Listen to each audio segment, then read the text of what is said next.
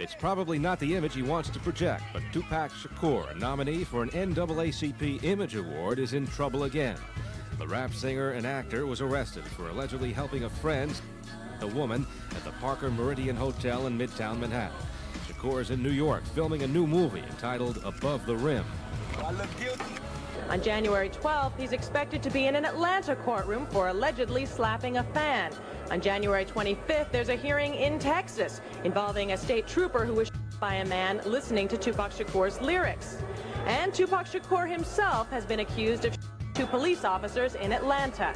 He's keeping every police department in the country busy. The night he was in the lobby of Quad Studios on November 30th, 1994, a hotspot for rap artists at the time. That's Sean Diddy Combs outside as police arrived on scene. Trying to control Tupac. Tupac was losing control. That's my new style. Hey, have a good summer.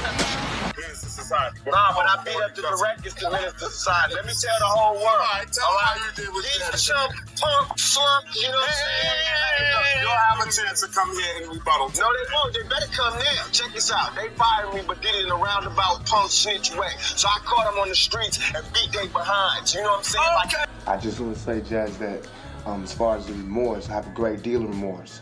As far as I want you to treat me different, I don't want that. I just want the chance to make right from all the bad things that I got. You know, I got a lot of things against me. I got a lot of people that look up to me, and I don't want the last place for them to see me is in jail.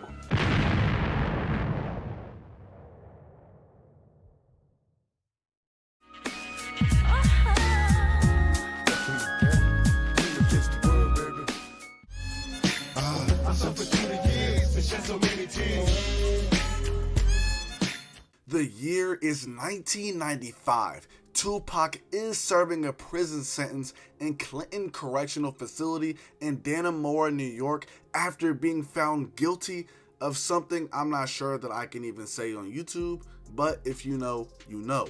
The verdict is quite controversial given the facts of the case. I'm not here to break down the case as a whole and give my thoughts on it. Despite being found guilty, Tupac proclaimed his innocence. How am I gonna forcibly do anything to a girl after she did it to me consensually? And that's not something I'm making up. That's what they said. They said that. The girl came to court and said she did this, she did that, she called my hotel, it was good. She said that, not me. Now, why am I gonna force her? I mean, this is common sense. But no matter what happens, innocent or guilty, my life is ruined. Because when they say, whatever they say in this verdict, y'all not going to make it front page news. It won't be bigger, no matter what. All that you want to hear is that he's guilty, he's in jail, the reign of terror is over, the outlaw is gone. That's what they want to do. So I'm starting to think, I don't know which story to read. I don't know if this is, about, black and white and loud and quiet, or is it about me and this girl? Because if it's about me and this girl, come on, we shouldn't even be here. Let's rewind back to the beginning of 1994. Tupac is coming off of the success that he had in 1993 with the release of his sophomore album, Strictly For My, which went gold by the end of the year. The album had two big singles, which were I Get Around and Keep Your Head Up. I Get Around peaked at number 11 on the Billboard Hot 100, while Keep Your Head Up peaked at number 12 on the Billboard Hot 100. Both of these songs went gold by the end of 1993. He also co-starred in the classic movie Poetic Justice this year by portraying the character Lucky. As an entertainer, Tupac had a pretty successful year to say the least. He had a gold-selling album, 2 gold-selling singles, and a classic movie under his belt. While Tupac had success this year, this would also be the year that his life took a turn for the worst. At the beginning of the year, he was arrested for allegedly assaulting a limo driver in LA, and he was also arrested for allegedly swinging a bat at a rapper in Michigan. At some point in 1993, Tupac beat up Allen Hughes, who co-directed the movie Menace to Society, which Tupac was initially supposed to be in. In late 1993, Tupac was arrested after trying to stop two off-duty cops from harassing a black man in Atlanta, Georgia. One of the cops pulled out a weapon, so Tupac fired in self-defense. This case was thrown out after it was found that the officers were intoxicated, lied about who the aggressor of the situation was, and the fact that they were carrying weapons that were stolen from a police evidence locker. And then, of course, the Ayanna Jackson case that happened in late 1993 as well. In 1994, Tupac had to deal with the fallout of some of his legal troubles from 1993, with Tupac serving time in jail. I know that he did a little skid bid for what happened with Allen Hughes. During this very chaotic time in Tupac's life, he hit the studio to record music and vent his thoughts. He was in and out of court during the day while hitting the studio at night recording music for his upcoming projects. Tupac also had to film for an upcoming movie as well. At the top of 1994, the movie Above the Rim was released, with Tupac co-starring as the character Birdie. In addition to co-starring, Tupac provided music for the legendary soundtrack. They'll never take me alive. I'm getting high with my 4-5 cocked on these suckers, time to die, even as a youngster. Later on, in September of 1994, Tupac released Thug Life Volume 1 with his group Thug Life. I started young, kicking dust, and living rough, you watch your mouth around my mama, you couldn't cuss, man. Just 2 months after the release of Thug Life Volume 1, Tupac's life would forever change. In November of 1994, Tupac was infamously shot at Quad Studios in New York City, New York, while he was on his way to do a song with an artist named Lil Sean.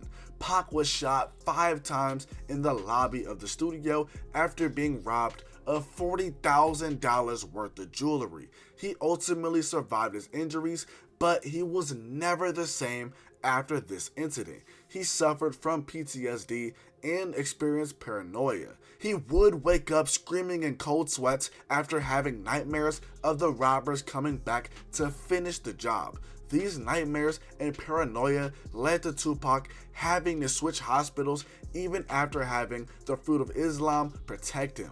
Against the doctor's advice, he left Bellevue Hospital Center and transferred to Metropolitan Hospital Center. Even after transferring, Tupac still got phone calls about the Quad Studio incident. In December of 1994, while Tupac was still freshly recovering from his injuries, he was convicted of charges stemming from the Ayanna Jackson case. Tupac wasn't in the courtroom as the verdict was being read due to still being in the hospital. He wouldn't be sentenced until February of 1995, when it was decided that he would face between 1.5 to 4.5 years in prison. Just weeks after Tupac was convicted, the first single, Dear Mama, for his third studio album was released. It peaked at number 9 on the Billboard Hot 100. As of 2021, this song is triple platinum.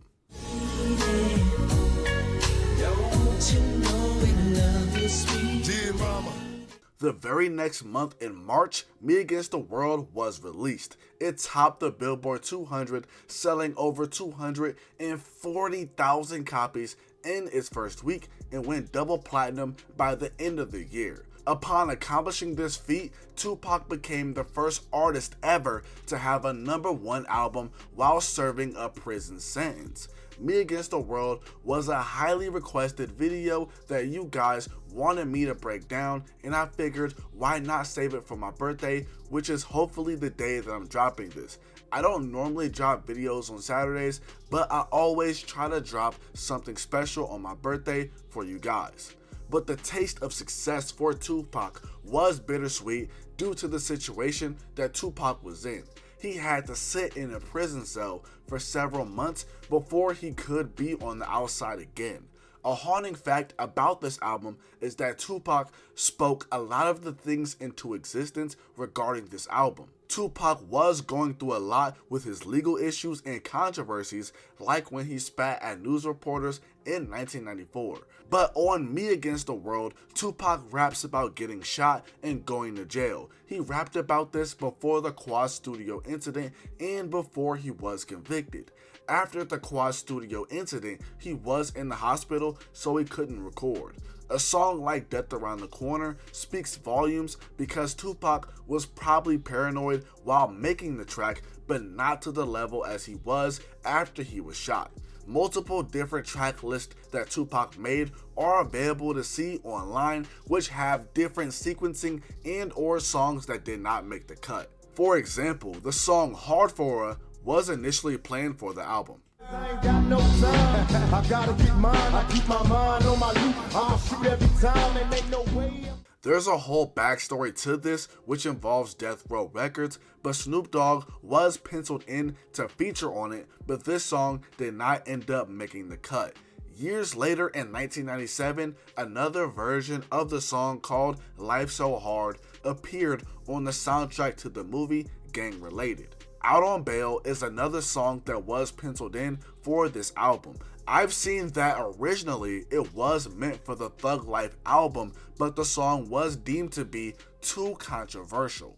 I'm stuck in jail, the DA trying to burn me, I'll be out on bail. If I had a good attorney, wanna label me a criminal. Just like Hard For Her, a reworked version of Out on Bail dropped years later in 2004 on Tupac's posthumous album Loyal to the Game. The last song that I wanted to mention is Pain, which Tupac at some point wanted the song on the album, but it did not make the cut.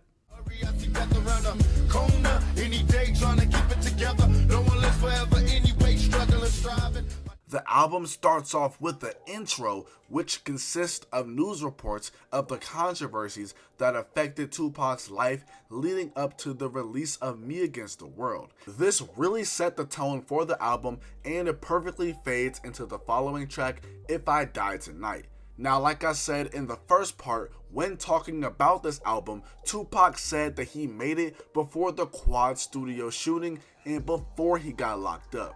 He admitted to prophesizing these things happening to him by speaking it into existence. Kinda like how Tupac constantly rapped about dying, and he ended up dying violently at the young age of 25.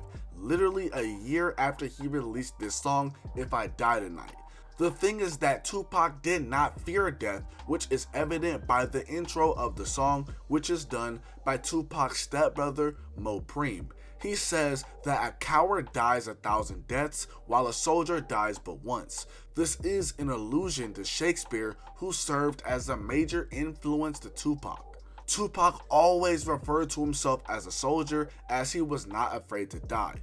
This song perfectly fades into the title track of the album Me Against the World, featuring Dramacidal, who later went on to become The Outlaws.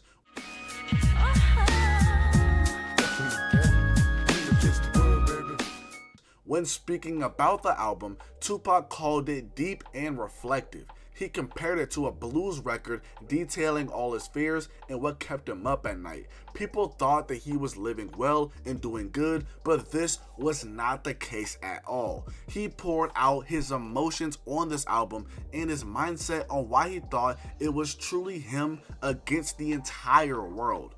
On the title track in particular, Tupac also raps about injustices in the black community and how fame may have changed him. So Many Tears is next, and this ended up becoming the second single for the album. It peaked at number 44 on the Billboard Hot 100.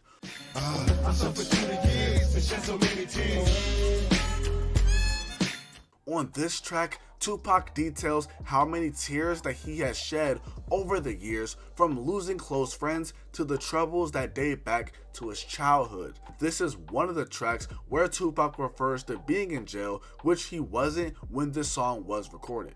And an OG remix version of the song does exist. Inside my mind, couldn't find a place to rest until I got that thug life tatted on my chest. Tell me, can you feel me? Prior to doing this video, I never heard this version before, and in all honesty, I think this version gives the official one a run for its money. Both are really good, but I'm not gonna lie, I think that I'm liking the beat for the OG remix a little more. Aside from the beat being different, another difference is that Stretch, Tupac's once close friend and member of his group Thug Life, originally featured on the track. Perpetrators getting shot down. We suffer through the years. Just so many tears pouring out respect for the homies when we crack beers. When So Many Tears was officially released, Stretch's verse got scrapped due to Stretch and Tupac having a fallout after the Quad Studio incident in late 1994. Honestly, I don't think that he was needed on the song though. I think that Tupac did just fine by himself. Temptations is next, and this would be the third and last single for the album. It peaked at number 68 on the Billboard Hot 100. Tell me, baby, are you lonely? Don't want to rush out to help you if you only let me touch it. This track was produced by Easy Mo B, who also produced If I Die Tonight on this album. When speaking about this song, Easy said that he played the beat for Tupac while he was filming for the movie Above the Rim. Speaking of Easy Mo B, I feel like this is the perfect time to bring up his deeper history involving Me Against the World. This is because Tupac and Biggie shared a mutual producer, which happened to be Easy. This is important because it's believed that Biggie was heavily influenced by Me Against the World. This is something that Tupac believed himself and spoke on during an interview with Sway in 1996. So all of a sudden he changed from being listen to party and bullshit, listen to his style. He changed from that to Big Papa because of me. He had my album Me Against the World was the second one. He had the first one. I changed everything because Ready to Die came out and it sounded like my album. All my album was about, dealing with death. And then he came out Ready to Die and I had to switch it. Wow. That's why it was less East Coast rap, East Coast beats, because Biggie had just took my shit. So, as you heard from Tupac's mouth, he let Biggie listen to Me Against the World while they were friends. Keep in mind, Tupac started recording for the album all the way back in 1993. Just a year later in 1994, Biggie released his debut album, Ready to Die. Easy Mo B has spoken about this situation and said that Biggie once told him that he heard the song Temptations and If I Die Tonight. This is of course before they were officially released. Biggie told Easy Mo B that he could not understand why he didn't give these beats to him instead. Easy said that Biggie was just messing around and that Pac and Biggie were still friends at this time. Some people don't believe that Biggie was kidding, but this is straight what Easy Mo B said out of his own mouth. This fades into the following song, Why Ends. In the intro, Tupac dedicated the song to Robert Yummy Sandifer. For those who don't know, Yummy gained national attention in the mid-90s after his violent death at the age of 11. He was taken out by members within his own gang due to fear of him becoming a snitch and cooperating with police by exposing the various crimes that they committed. The story of Yummy moved Tupac so much to the point that he dedicated the song to him. It goes even further, with there being a picture of Yummy in the background of one of Tupac's prison interviews in 1995. There's also stories of Tupac getting into it with members of Yummy's gang at his concert in Chicago. So I'm rapping to these dudes that just killed this kid, and they all screaming out Thug Life. I felt bad, like they got it twisted, so I started cursing them dudes out. Y'all dudes cowards, y'all killed that kid. Y'all dudes is punks. I hate all you dudes. Them dudes start throwing stuff. We had a shootout in the stadium. It was tough, man. The whole gang tore up the whole neighborhood. Then I started getting letters from that area with all the mothers. The girls was like, thank you for doing that, cause everybody's scared of these dudes. That's what I wanna do. If these gang dudes ain't gonna get straight, then I wanna take them out of the game. Cause if they don't, it's gonna make it tougher on us. Heavy in the Game is the following track, and it features Lady Levi, Richie Rich, and Ebony Foster. Now I cannot explain how this game laced. Plus with this fame, I got enemies do anything to break me. Not counting singers, Richie Rich is the only rapper outside of the Outlaws that's not sampled that appears on the Me Against the World album. I think that it says a lot about the relationship that Bay Area rapper Richie Rich and Tupac had. Tupac cut a lot of people off after the Quad Studio incident, and as I mentioned earlier, took people off of songs after that. Richie Rich remained and had a close relationship with Tupac until his death. Lord Knows is the 8th track on the album, and it has production credits from Brian G. When speaking about the song, he said that it was originally an interlude, but Tupac wanted the beat to be longer so he could flesh it out into a full song. Brian did exactly what Tupac asked of him, and it led to the song that we have today. By far the biggest song on the album, and one of Tupac's biggest songs ever, is Dear Mama. Dear Mama, I'm sorry, y'all. That's the saddest song in the world. Everybody because where you tell your mama business? Chris Tucker got a joke. You be like, where you tell your mama business? But it's a love song to my mama. Right. Dear Mama went #1. Thank everybody. Platinum. Thank you. I went double platinum. Thank you. Thank you. Thank you. Master T gave me the beat. You know, like DJ. He gave me the beat, and I wrote it in the bathroom on the toilet, like on one of them early morning sit-down sessions. I just wrote it down, and it came out like tears, you know. And right after I wrote it, I called my mom, and I rapped it to her over the phone, like live. She was like crying. I was like, that's a hit. That's gonna work. I felt it all. And, I mean, the lyrics, if you listen to Dear Mama, the lyrics not tricky. It's not, it's just plain to the point, because I wanted people to feel me. You know what I mean? I wanted it to be an emotional thing. The song is about the highs and lows of the relationship that Tupac had with his mother throughout his life. The song was produced by Tony Bizzarro.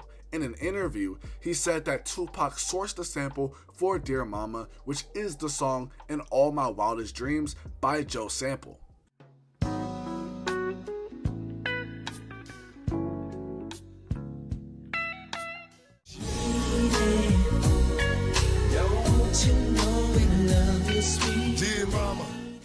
In 2010, Dear Mama was inducted into the Library of Congress Recording Registry.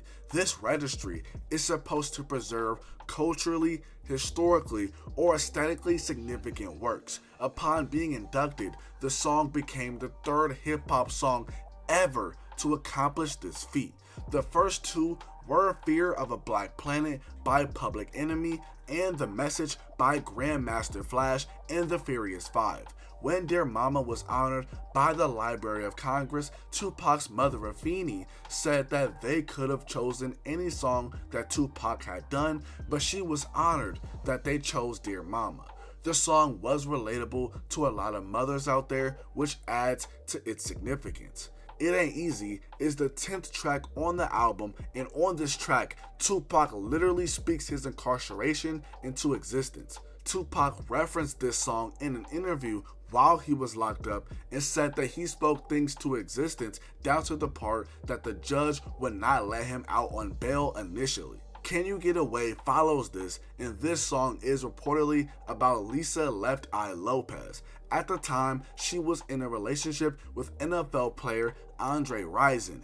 It's said that their relationship was very toxic and abusive. If the song is indeed about Left Eye, then this would explain the title, because in the song, Tupac is asking the woman if she could get away for lunch even though she has a man. He also questions what's wrong with her eye and why does she have glasses on, which we all know what that implies and alludes to. Tupac and Left Eye had a very interesting relationship, to say the least. Though the two were seemingly attracted to each other, they both vowed to never sleep with each other because it would alter their friendship. This isn't the only song that's said to be dedicated to Lisa, because the song Heaven Ain't Hard to Find on All Eyes on Me is another song that's rumored to be about her as well. A fact about this song is that Tupac originally wanted it to be the second single for the album. This ended up not happening as So Many Tears took its place. Old School is the 12th track on the album, and it came about after Tupac heard the brand Nubian song Dedication. It's dedicated to those who paved the way before them. Tupac liked the song and wanted to sample it, which birthed the song Old School. After this comes the final 3 songs on the album, which starts with F the World. This was produced by Shock G, and reportedly the name of the song is said to be the initial title for Me Against the World. This is exactly how Tupac was feeling at the time, but the name was changed to be less vulgar and offensive. In the song, Tupac goes off about everything that was happening in his life at the time. Mo ZMD, who did production on Me Against the World, had this to say about the situation. Really, his thought process when he talked to me about the album, it wasn't called Me Against the World at first. I think it was called F the World. He was just feeling angry about all the stuff that was happening to him, and he really just talked about dying and knowing that he was going to die, and he needed to get all this truth out before it happened. He felt like people were coming for him, and he was just uneasy about either the government, people from the street, he was getting it from all kinds of ways. So he wanted to really portray his anger at what was going on. This is exactly what Tupac expresses on the following track, which is Death Around the Corner.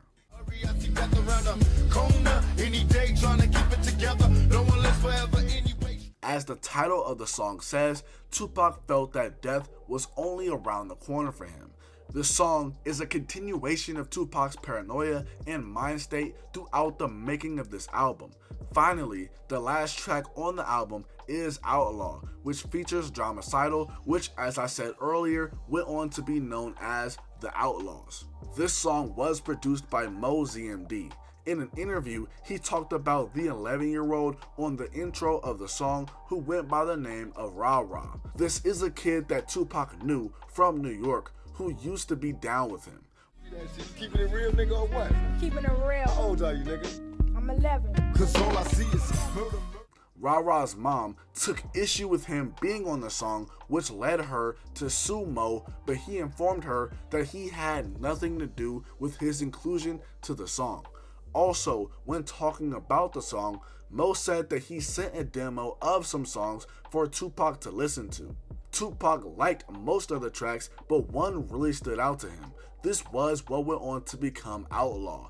Mo left that track on the demo by accident because it was an R&B track, but Tupac told him that it was a rap track now, and that is how the song was made. And just like that, the album concludes. If you made it to the end and are interested in the continuation of the story after Tupac got out of prison, I have a whole video about his All Eyes on Me album. Definitely give that a watch because I discuss a little bit about the events of Me Against the World in that video. All in all, let me know down in the comment section below what you guys thought of the video and what album you'd like me to cover next. As always, love you guys with all my heart. Peace.